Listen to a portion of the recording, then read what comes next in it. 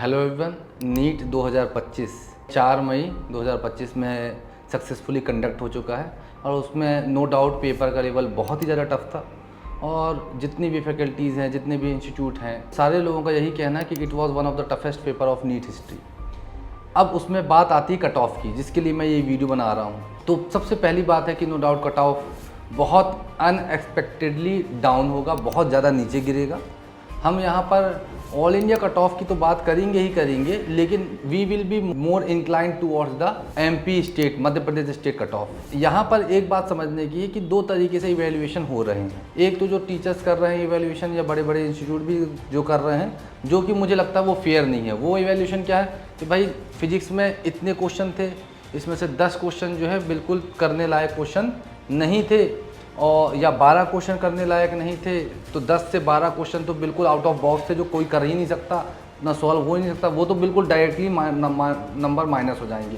तो समझिए कि 10 से या 12 से 12 चौके 48, मतलब 50 नंबर तो फिजिक्स की वजह से कट ऑफ नीचे चला गया। फिर सेकेंडली कि केमिस्ट्री और बायोलॉजी का जो लेवल था वो मॉडरेट लेवल था, है ना, एवरेज से प्लस लेवल था, है ना, अबव एवरेज, जो एवरेज स्टैंडर्ड माना जाता है। एक होता है ईजी, एक होता है एवरेज, और एक होता है एवरेज से हल्का प्लस। तो मैं स्पेसिफिकली बात करूं तो एवरेज से प्लस लेवल पेपर थे दोनों, चाहे बायोलॉजी, क्योंकि पेपर में क्वेश्चन डायरेक्ट तो थे, लेकिन इनके साथ साथ में थिंकिंग बेस्ड क्वेश्चंस भी थे, जो कि बहुत लेंदी लंबे लंबे स्टेटमेंट टाइप के क्वेश्चंस थे, और बहुत बारीक टॉपिक को पकड़ था। जैसे कि एक रिडक्शनिस्ट बायोलॉजी वाला एक कॉन्सेप्ट आया हुआ था, है ना, जो कि cell biology, cell the unit of life. एक फिग वाला क्वेश्चन आया हुआ था। एक क्वेश्चन आया हुआ था जहाँ पे father of ecology Indian origin से पूछ लिया, इंडियन इकोलॉजी का फादर पूछ लिया था। हालांकि ये चीज़ें एनसीईआरटी में दी हुई हैं, बट होता क्या है कि आदमी ने जैसे इंट्रोडक्टरी पार्ट में दिया है तो उसको ऊपर पढ़ा, और जो सोचता है कि उसमें इंट्रोडक्शन नहीं है तो उसको रिवीजन नहीं कर पाता। तो कहीं ना कहीं वो चीज़ें मिस होती हैं बच्चों से। तो जहाँ तक देखा जा रहा है कि केमिस्ट्री में भी तकरीबन 3 से 4 क्वेश्चन ऐसे थे which are very tough to deal with. तो हम 3 क्वेश्चंस कंसीडर करके चलते हैं, तो 12 नंबर वो हो गए 50, और 12 हो गए 62 मार्क्स। और लगभग बायोलॉजी में भी 2 से 3 क्वेश्चन ऐसे कंसीडर हो रहे हैं, तो 4 या 12 नंबर वो हो गए। तो मान के चलिए बायोलॉजी और केमिस्ट्री मिला के 25 नंबर, और फिजिक्स में 50 नंबर। तो ये 75 नंबर तो सीधा ऐसा है कि जो ऑल इंडिया रैंक 1 होंगे ना, इनका भी क्रॉस हो पाना बहुत टफ है। ऑल इंडिया रैंक 1, 2 की बात तो अब नहीं कहते कि उन बच्चों का स्टैंडर्ड बहुत ज़बरदस्त प्रिपरेशन रहती है, फिर भी 50-60 नंबर तो वो भी नीचे चले जाएंगे।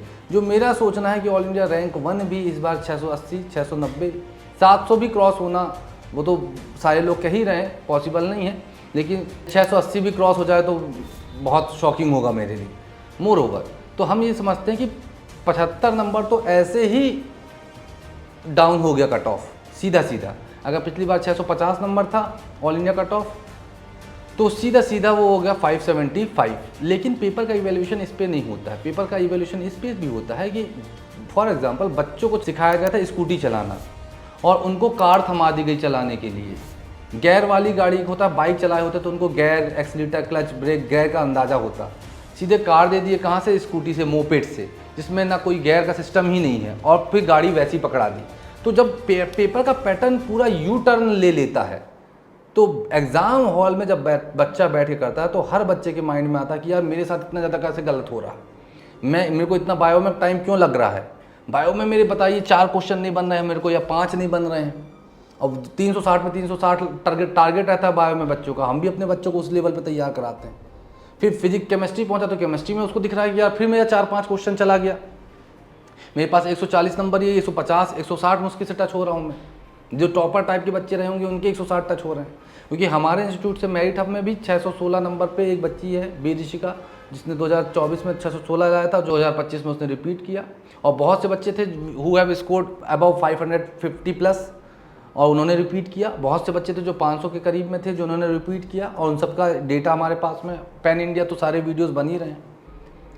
तो सिर्फ इस पे इवैल्यूएशन नहीं होता, जो एग्ज़ाम हॉल में एक ट्रॉमा बच्चे को पहुंचता है, बच्चा जो घबराता है, और उसकी वजह से उसका जो डिग्री ऑफ इनएक्यूरेसी है वो इंक्रीज़ होती है, उसका एक्यूरेसी घट जाती है, एफिशिएंसी बहुत ज़्यादा डाउन हो जाती है। भाई साहब पसीने से तरबतर हो जाता है आदमी, और ऊपर से जो पैटर्न नया कर दिया था बहुत समय के बाद, वो पैटर्न जो ऑप्शनल क्वेश्चन थे उनको हटा दिया था, 180 क्वेश्चन का पैटर्न था।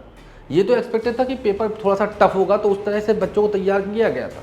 लेकिन अभी कोई भी बच्चा ये नहीं सोच पाता है ना यार कि इतना ज़्यादा पेपर टफ आएगा, तो उसकी वजह से भी मिनिमम 25 से 30 नंबर मैं समझता हूँ कि और ऐड ऑन होंगे।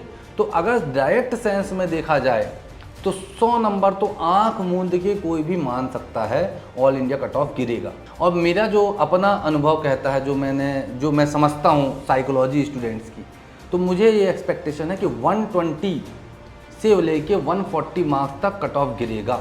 अगर 650 नीट 2024 में कट ऑफ था, तो उससे 140 नंबर मतलब 510 से लेके 530 के बीच में मेरा अनुमान है कि कट ऑफ रहेगा। अगर 550 भी कट ऑफ चला गया ऑल इंडिया कोटे का, general category unreserved all India quota, तो भी मेरे लिए ये बात होगी कि वाकई में बच्चे ने बहुत ही ज़्यादा तैयारी करके गए थे।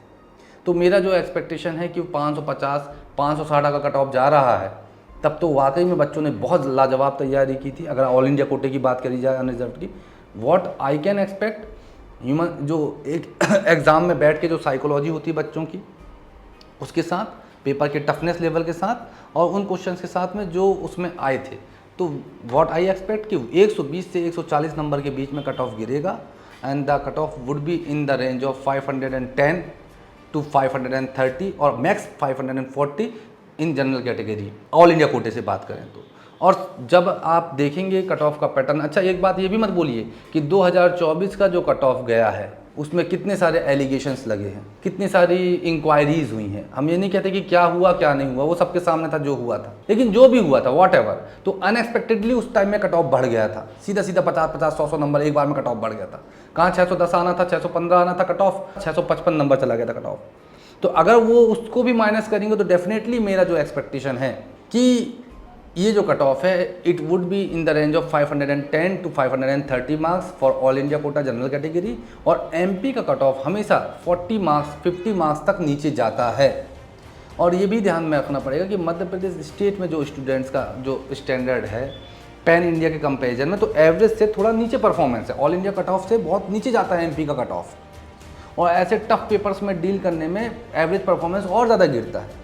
तो एमपी के कट ऑफ को लेके मध्य प्रदेश की जो जनरल कैटेगरी का कट ऑफ है, मेरा जो एक्सपेक्टेशन है दैट इज़ एक्चुअली 450 टू 480, 450 से 480 नंबर के बीच में अनरिजर्व कैटेगरी का एमपी का कट ऑफ जाएगा। और उसी हिसाब से सारी कैटेगरीज़ के भी मार्क्स जाते जाएंगे, नीचे जाते जाएंगे।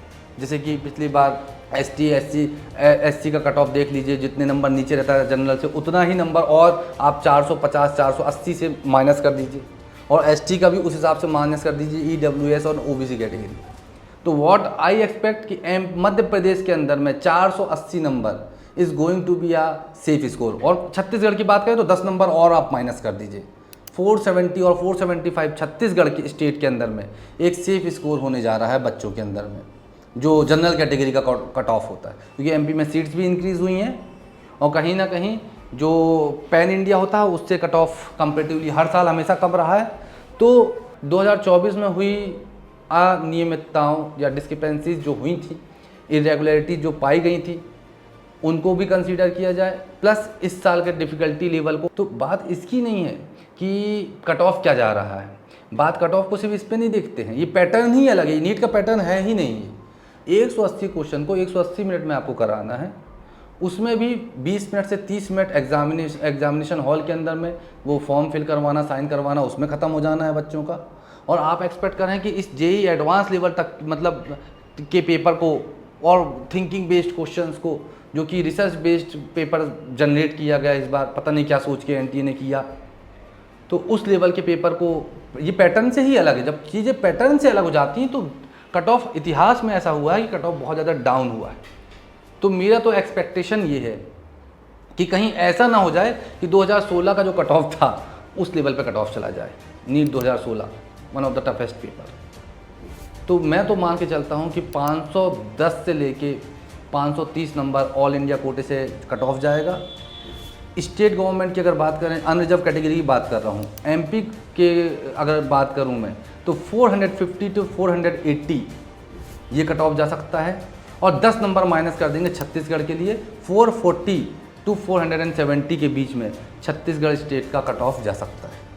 और मैं अगर मेरा जो सोचना है कि मेरे को इसमें लोअर रेंज में भी और नीचे जाने की गुंजाइश लगती है, अपर रेंज का तो मेरे को बिल्कुल एक्सपेक्टेशन नहीं है। मोर ओवर ये सब स्पेकुलेशंस। एक बात तो तय है कि मिनिमम जैसे हमने 120 से 140 नंबर कट ऑफ को नीचे किया है, हमने मिनिमम 100 नंबर कट ऑफ गिरना तो गारंटी है, स्टाम्प पेपर में लिख के दिया जा सकता है। अब जो हमारी समझ है उसके बेसिस पे। More over future is fourth coming, जो हो गया सो हो गया। मैं सारे बच्चों को, स्पेशली जो मेरिट हब में जितने भी बच्चों ने तैयारी की है और टेस्ट सीरीज़ ज्वाइन की, उन सारे बच्चों को मैं कहना चाहूँगा कि बिल्कुल ये वेट एंड वॉच का समय है, पेशेंस का समय है। अगर आपका परफॉर्मेंस गिरा तो you have prepared in a very standard manner. आपकी फैकल्टीज़ ने, यहाँ के करिकुलम ने, हम सब लोगों ने बहुत स्टैंडर्ड प्रिपरेशंस कराई हैं।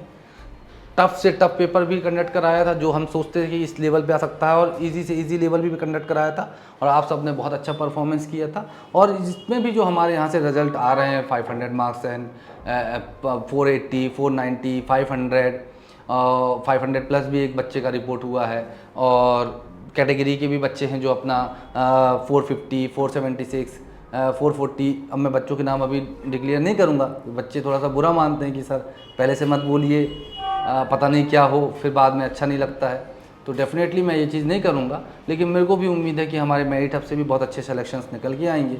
और जो 20 to 30% हम लोग मेंटेन रखते आए हैं, वो अभी भी डेफिनेटली मेंटेन होगा, इतने टफ पेपर और अनप्रिडिक्टेबल, अनसॉल्वेबल पेपर के बावजूद भी। तो एट द एंड जो कट ऑफ की बात थी वो तो हो गई, लेकिन अभी प्रेजेंट में क्या, जो चला गया वो चला गया।